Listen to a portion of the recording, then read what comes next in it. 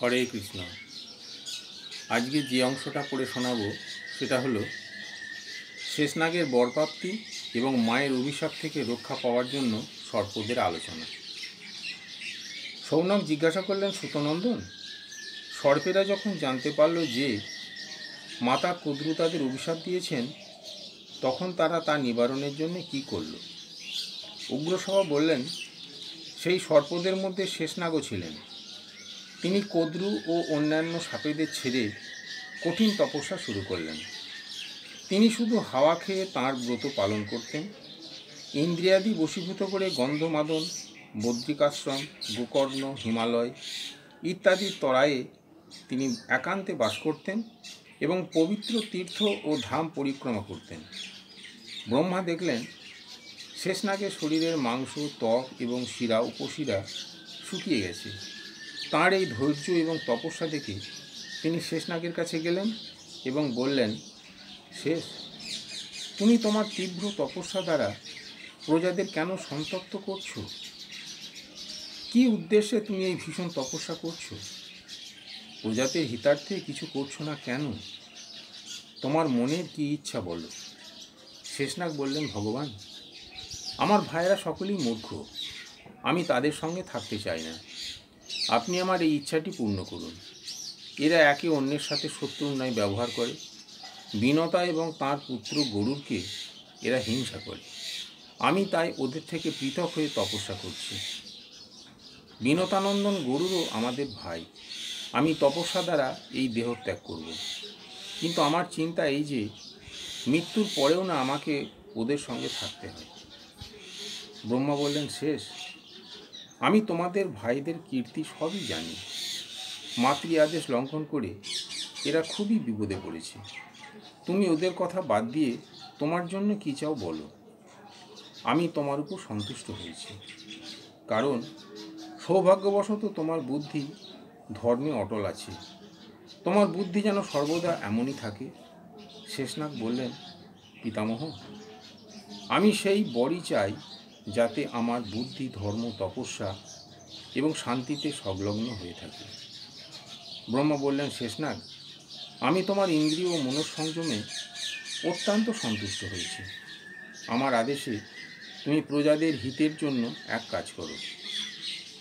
এই পৃথিবী সমস্ত পর্বত, বন, সমুদ্র, গ্রাম, মন্দির ও নগর সহ হিল্লোলিত হচ্ছে। তুমি একে এমনভাবে ধারণ করে থাকো যাতে এই পৃথিবী অচল হয়ে বিরাজ করে। শেষনাগ বললেন, আপনি সকল প্রজার উপযুক্ত প্রভু। আমি আপনার আদেশ পালন করব। আমি এই পৃথিবীকে এমনভাবে ধারণ করে থাকব এটি হিল্লোলিত না হয়। আপনি এটি আমার মস্তকের উপর রেখে দিন। ব্রহ্মা বললেন, শেষনাগ, পৃথিবী তোমাকে রাস্তা দেবে। তুমি এর ভিতরে ঢুকে পড়ো। তুমি এই পৃথিবীকে ধারণ করে আমার অত্যন্ত প্রিয় কাজ করবে। ব্রহ্মার নির্দেশ অনুসারে শেষনাগ ভূগর্ভে প্রবেশ করলেন এবং নিচে চলে গিয়ে সমুদ্র বেষ্টিত পৃথিবীকে চতুর্দিক থেকে ঘিরে তাকে মাথার উপরে তুলে নিলেন। তিনি তখন থেকে স্থির হয়ে অবস্থান করতে লাগলেন।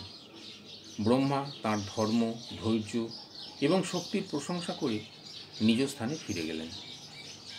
মায়ের অভিশাপ শুনে বাসকী নাগ অত্যন্ত চিন্তিত হলেন। তিনি ভাবতে লাগলেন কী করে এর প্রতিকার করা যায়। তিনি ভাইদের সঙ্গে গিয়ে পরামর্শ করতে লাগলেন। বাসকী বললেন, ভাই, তোমরা জানো মা আমাদের অভিশাপ দিয়েছেন। আমাদের ভেবেচিন্তে তার এক প্রতিকারের উপায় বার করতে হবে। সব অভিশাপের প্রতিকার হতে পারে, কিন্তু মায়ের অভিশাপের কোনো প্রতিকার দেখছি না। আমাদের এখন আর সময় নষ্ট করা উচিত নয়। বিপদ আসার আগেই তার উপায় ভাবলে ভালো কাজ হবে। সুতরাং বুদ্ধিমান এবং চালাক সর্প ঠিক করে আলোচনা করতে লাগলো। তারা বলতে লাগলো, চলো আমরা ব্রাহ্মণ সেজে জন্মেঞ্জয়ের কাছে গিয়ে অনুরোধ করি যেন তিনি এই যজ্ঞ না করেন। কেউ আবার বলল, আমরা মন্ত্রী হয়ে তাকে পরামর্শ দেব যাতে এই যজ্ঞ হতে না পারে। কেউ বলল, তার পুরোহিতকেই দংশন করব যাতে তিনি মৃত্যু মুখে পতিত হন আর যজ্ঞ বন্ধ হয়ে যায়। ধর্মাত্ম এবং দয়ালু নাগেরা বলল, ছি ছি, ব্রহ্মহত্যা করার কথা ভাবা অত্যন্ত মূর্খতা ও অশুভ শক্তির পরিচায়ক। বিপদের সময় ধর্মই একমাত্র রক্ষা করে। অধর্মের আশ্রয় নিলে সমস্ত জগতেরই সর্বনাশ হয়। কিছু নাগ বলল, আমরা বৃষ্টি হয়ে যজ্ঞের আগুন নিভিয়ে দেব। কেউ বলল, আমরা যজ্ঞ সামগ্রী চুরি করে নেব। কেউ বলল, আমরা লাখ লাখ ব্যক্তিকে দংশন করব। সব শেষে সর্পেরা বলল, হে বাসুকি, আমরা সকলে মিলে এর থেকে বেশি আর কিছু ভাবতে পারছি না। এখন আপনি যা ভালো বোঝেন তাড়াতাড়ি করে তাই করুন। বাসুকি বললেন, তোমাদের কোনো পরামর্শই আমার মনোমতো নয়। এই চিন্তার মধ্যে কোনো সদ্বুদ্ধি নেই। চলো আমরা পিতা কশ্যপের কাছে যাই, তাকে প্রসন্ন করে তার নির্দেশ অনুসারে কাজ করব। আমাদের যাতে মঙ্গল হয় সেইভাবেই কাজ করা উচিত। আমি তোমাদের সকলের চেয়ে বড়, তাই ভালো মন্দের দায়িত্ব আমার, তাই আমি খুব চিন্তায় আছি। এর মধ্যে এলাপত্র নামে এক নাগ ছিল। সে সব সর্প এবং বাসুকির আলাপ আলোচনা শুনে বলল, ভাই সব, এই যজ্ঞ বন্ধ করা অথবা জন্মেঞ্জয়কে রাজি করানো সম্ভবপর নয়।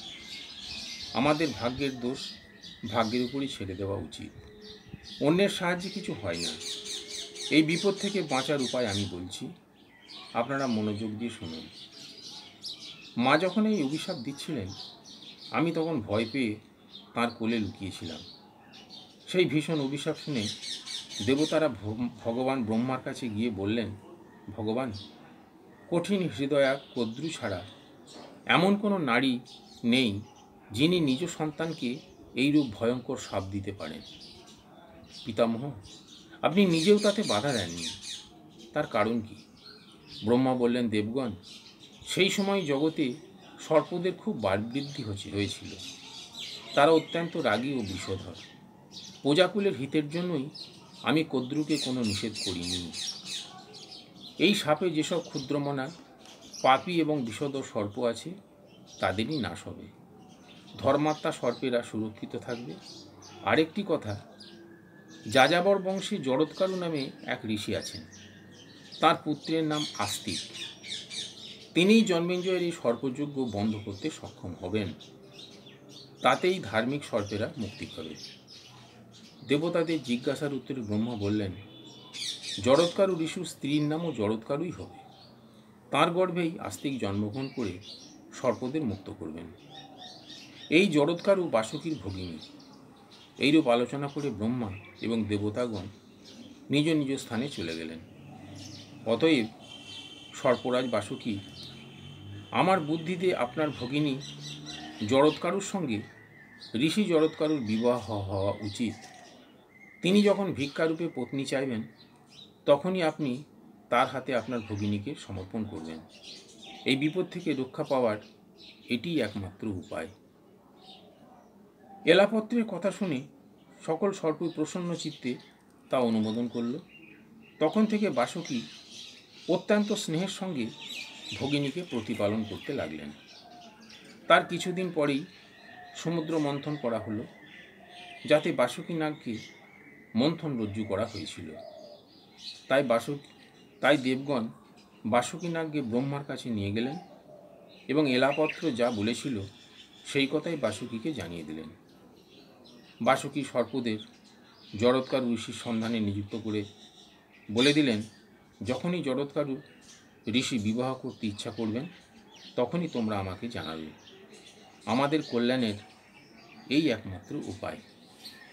নমস্কার।